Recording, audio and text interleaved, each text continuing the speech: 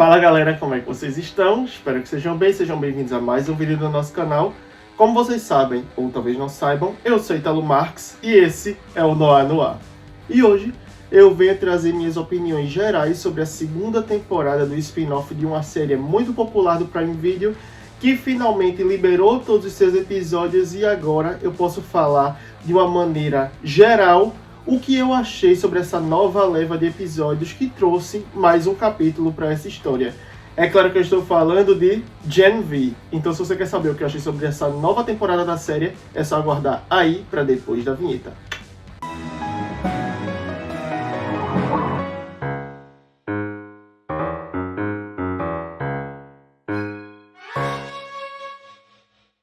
Bom, antes de a gente começar, vocês sabem que eu tenho que vir aqui pedir para vocês darem like no vídeo, se inscreverem no canal, ativar o sininho para não perder nenhuma das próximas notificações aqui do Noir, comentar, compartilhar, façam a parte de vocês daí, que a gente faz a parte da gente daqui para entregar conteúdo para vocês.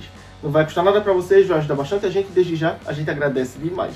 Jabá feito, bora pro tema. A segunda temporada de Gen V começou nos situando do que tinha acontecido no espaço de tempo entre o final da primeira temporada e o início da segunda. Tivemos a revelação da morte de André e de como isso se deu lá dentro de Elmira. Depois tivemos Marie tentando encontrar a irmã dela, todo o mistério em torno de Odessa, que inclusive teve envolvimento da Luz Estrela, que foi quem pediu para Marie voltar para Godolkin para tentar descobrir do que se tratava esse projeto, e foi revelado que foi uma iniciativa de Thomas Godolkin, o fundador da universidade, para criar supers tão poderosos quanto deuses. Um projeto que não deu muito certo, exceto por duas cobaias que sobreviveram a todos os procedimentos e estão vivas até hoje, que são o Capitão Pátria e a própria Marie. E vimos que o envolvimento do reitor Cypher também ia muito de acordo com o que Godolkin queria fazer. O interesse que o reitor tinha em Marie era muito alinhado com o objetivo central do projeto Odessa, que é fazer com que ela fosse tão poderosa a ponto de se tornar uma arma na mão dele e ser controlado, e também todo o ideal que se tinha em torno da redução do rebanho, como eles falavam, para exterminar todos os supers de poderes inferiores, todos os supers que fossem inúteis aos olhos do reitor Cypher. E no vídeo de primeiras impressões da temporada, eu vou deixar linkado aqui caso você ainda não viu, a gente ainda não tinha informação do que de fato era o reitor Cypher, se ele era humano, se ele era super. A gente ficou aí com essa dúvida nos 3 primeiros episódios liberados, e aí em meados da temporada a gente descobriu que de fato ele tem um poder, e é um poder extremamente útil para ele, porque ele consegue manipular a mente das pessoas, controlar as pessoas, entrar na cabeça delas e tomar o controle do corpo, e a gente vê que ele usa isso muito a favor dele e que isso faz dele um oponente bastante poderoso, o que fez com que o personagem se mostrasse como um vilão muito interessante dentro da temporada. Ele é de fato competente ali dentro da narrativa, os objetivos dele são nefastos e a gente consegue de fato entender como funciona aquela mente sórdida dele ali. Também tivemos todo aquele mistério em torno do ser humano que ele mantinha ali dentro de uma câmara hiperbárica na casa dele, que era um corpo totalmente carbonizado, mas ainda vivo, e que ele cuidava com toda a devoção, limpava, dava banho, alimentava. Então ele tinha essa dedicação a essa pessoa, que mais pra frente a gente veio a descobrir que era o corpo do próprio Godolkin, que a gente viu que tinha sido queimado num acidente no laboratório logo no início da temporada, e ele estava mantendo esse corpo vivo ali, e tinha os propósitos dele ali por trás, que Marie e os amigos dele vieram a descobrir também mais pra frente.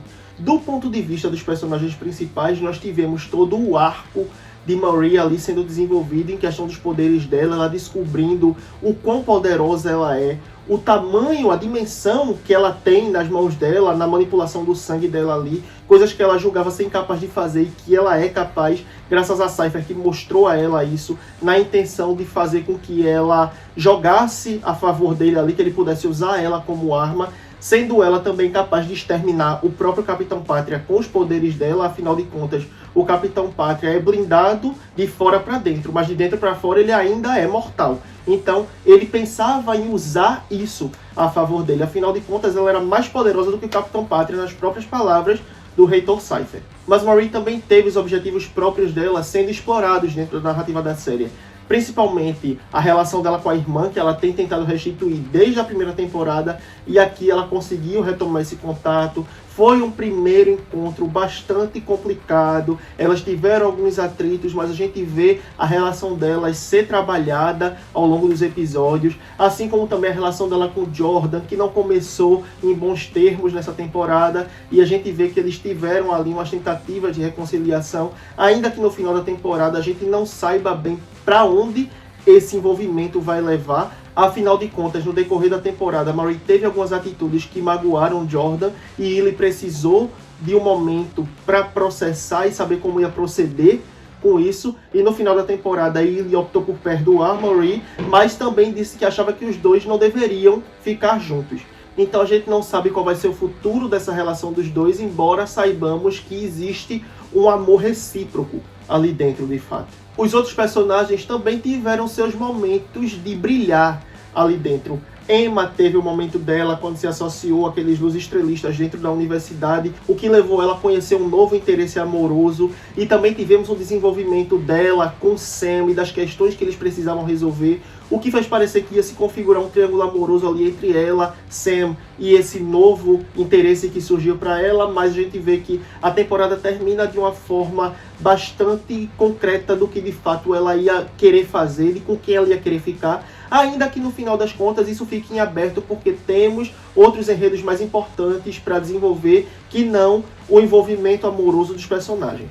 Sam, por sua vez, também teve o seu momento ali para desenvolver toda a questão dos traumas que ele tem, das alucinações, da relação dele com os pais dele. Tivemos isso sendo abordado em um episódio e foi muito legal de acompanhar isso também. É um personagem interessante, a gente vê que ele carrega muita coisa ali no background dele, e a série soube explorar isso de uma maneira bem legal também. Deu a ele ali o momento que ele precisava para se compreender, para entender onde a prioridade dele deveria ser colocada. Então a gente vê que quando ele se une ao grupo, toda a trajetória que ele teve até chegar nesse momento foi muito coerente com o que a narrativa queria trazer, com o que o roteiro tinha preparado para ele dentro da história. Tivemos também o desenvolvimento de personagem de Kate, que me agradou muito também.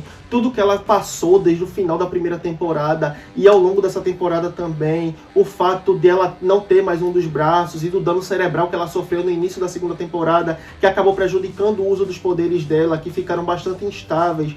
E a partir daí ela precisava de alguém que curasse ela, e a pessoa calhou de ser Marie por causa do poder que ela tem para cura por conta da manipulação de sangue. E a gente vê que Marie ainda não confiava muito nela, embora ela estivesse ajudando ali o grupo por um bom tempo. Ela se associou, ela foi lá, ajudou a descobrir o que de fato o Cypher escondia na casa dele, e ela teve de fato algumas provações ao longo dos episódios da segunda temporada que resultaram no final da temporada com Marie decidindo curar o dano que ela teve no crânio dela ali, e ela recuperou os poderes dela, ajudou ali no confronto final da temporada. Então ela e Sam agora estão inseridos dentro do grupo ali para lutar contra a Vought, que é de fato a grande vilã dentro da temporada, mas também contra Godolkin, que é o vilão central do enredo da segunda temporada, que a gente descobre que na verdade ele estava usando o corpo de outro homem ali, que de fato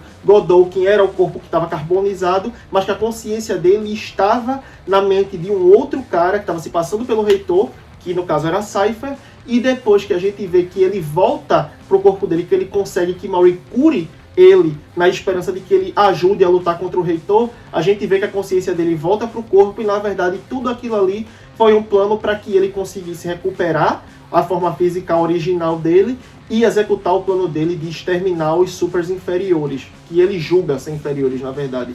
E também tem todo o envolvimento dele com a irmã sábia, que aparece em alguns momentos pontuais aqui, e que ela tinha planos com ele também, ela tinha um sentimento por ele, queria que ele fosse morar com ela na Torre dos Sete. Então a gente vê que a série insere muitos personagens da série original de The Boys dentro da narrativa de uma forma bastante orgânica. Nós tivemos momentos com a Sister Sage, tivemos momento com a Luz Estrela, tivemos momento com o Trem Bala, tivemos momento com o Profundo, tivemos momento com o Black Noir, o novo Black Noir, né?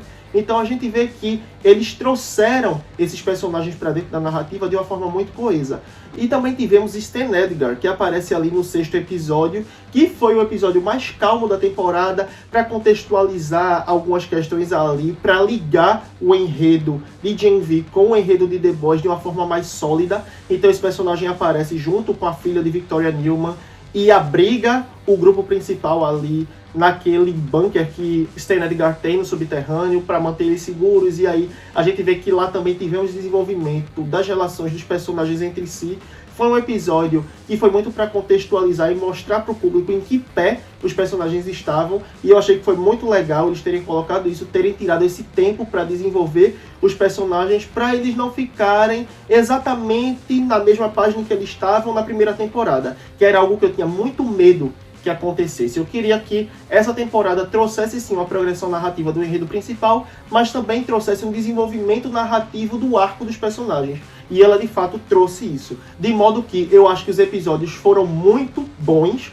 Todos eles, sem exceção de nenhum, eles traziam um crescendo para dentro da história que funcionou muito bem. Cada episódio tinha uma revelação, tinha uma coisa muito interessante para mostrar ali, para fazer com que o público subisse um degrau a mais ali, dentro dos segredos, dos mistérios e daquilo que a temporada queria trazer na conclusão dela, e que funcionou muito bem, ao meu ver. Gen V é uma série que eu percebo que a Prime Video não se ocupa muito em trabalhar no marketing dela, em divulgar, e ela merecia mais reconhecimento, mais enaltecimento, mais material promocional nas redes sociais, porque é uma série muito boa, e eles não se preocupam em dar a ela todo o reconhecimento que ela merece. Então quem decide acompanhar, dar a chance, dar o play, assistir, percebe que é uma série de qualidade muito superior.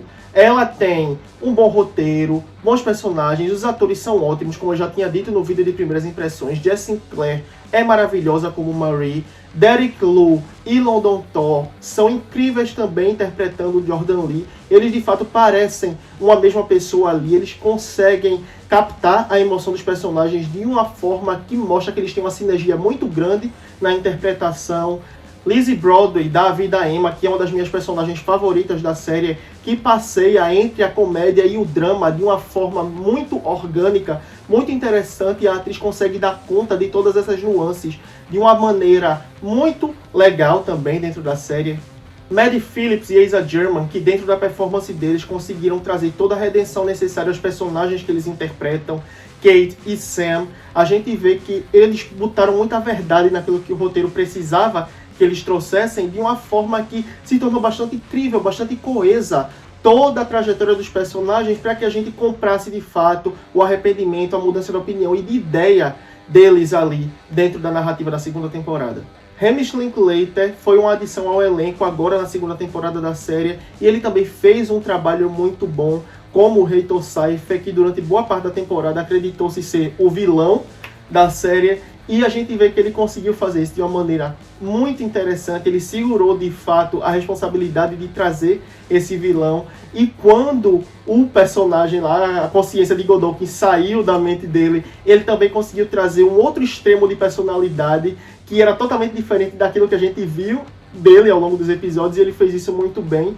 E é uma pena que eu acredito que ele não vá ter tanto destaque ou tantos momentos nas próximas temporadas, se é que ele vai aparecer. Mas o que ele fez nessa temporada aqui foi muito bom. Sean Patrick Thomas terminou a temporada sendo um grande destaque da série como polaridade. Todo o arco dramático em torno dele, desse homem que perdeu a esposa, que perdeu o filho, que estava com problema de saúde, tinha as próprias questões ali também, e de como ele se aliou a Marie e aos amigos dela para de fato lutar contra os objetivos de Godolphin, fez com que o personagem crescesse. Foi um personagem que eu gostaria de acompanhar, que eu simpatizei muito e torci por ele, e eu ficava preocupado de não acontecer nada com ele porque ele não merecia. E graças a Deus não aconteceu, porque o personagem continua aí firme e forte, e eu quero ver muito mais dele aí dentro desse universo de The Boys. Estou ansioso para isso. Outra coisa que eu gostei muito também foi de como a série manteve menções e homenagens a André do início até o final da temporada. Não foi apenas algo mencionado no início, ali nos primeiros episódios. Eles continuaram falando, mencionando, trazendo tudo que o personagem passou dentro do enredo da série. Eu achei isso muito legal. Ele merecia, de fato, ter esse reconhecimento, ser lembrado dentro da narrativa, e eles mantiveram isso no enredo, que foi algo que me agradou muito também.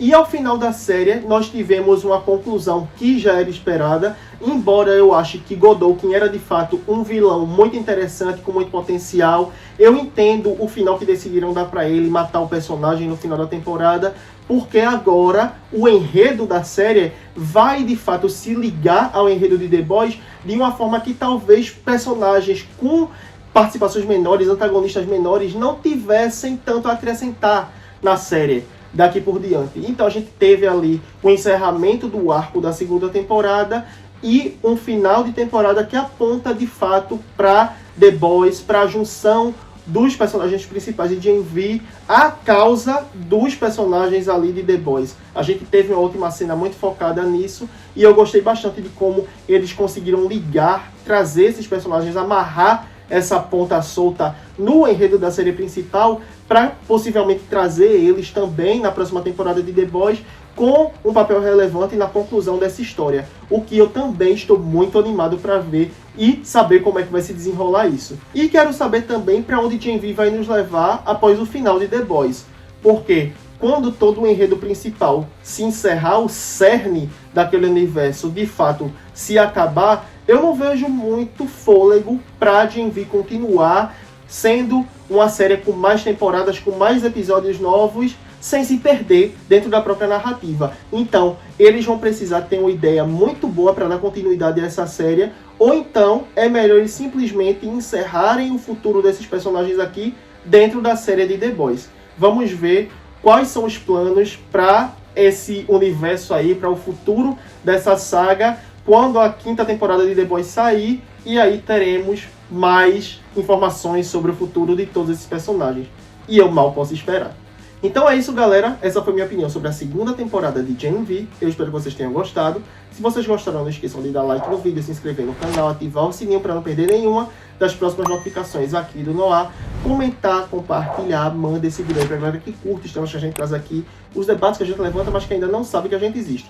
Não pede pra pessoa se inscrever não, deixa ela vir, ter a própria experiência e aí ela decide se inscreve ou não. Não vai custar nada pra vocês, vai ajudar bastante a gente e desde já a gente agradece demais. Se você é novato, vai ter mais vídeos linkados aqui no card para você conhecer mais sobre o nosso trabalho aqui no Noah.